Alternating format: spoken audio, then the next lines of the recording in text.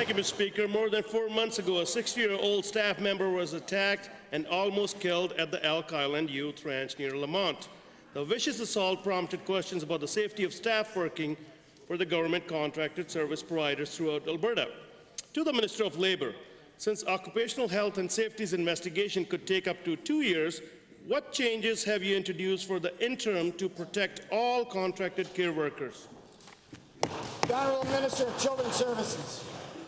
Thank you, Mr. Speaker. And Mr. Speaker, I'd be happy to speak about the fact that we take the workers that work in our contracted facilities very seriously.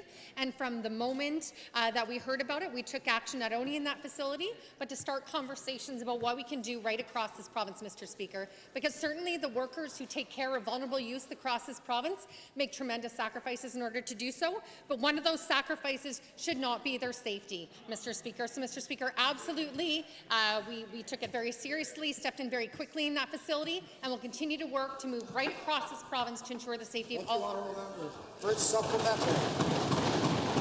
Thank you, Mr. Speaker. Given that on March 7, the Minister said in this House code, the Children's Services is reviewing policy and licensing requirements and accreditation, we will certainly be acting quickly on any findings because our government believes that no one's life and safety should be put unnecessarily at risk when they go to work. Unquote.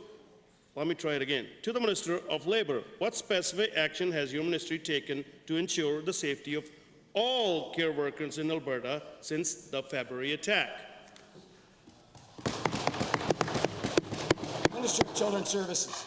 Thank you, Mr. Speaker. And Mr. Speaker, certainly as the government of Alberta, we're very committed to worker safety in every area of this province. But certainly when it comes to our contract providers, we need to make sure that we continue to work with the actual service providers to ensure that workers are safe, that the staffing is in a safe level, because, Mr. Speaker, no one's life and safety should unnecessarily be put at risk when they go to work. So we are taking a closer look at how we support safety for contract staff, and I'm proud of the work Children's Services is doing to make some changes in this area in order to make sure that workers can feel safe. Second supplementary.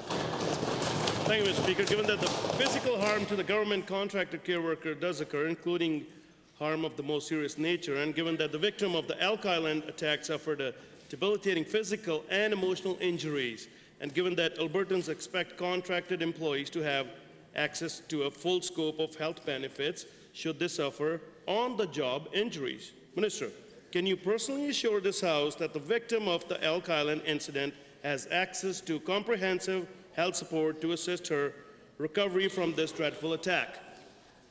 Honourable Minister. Thank you very much, Mr. Speaker.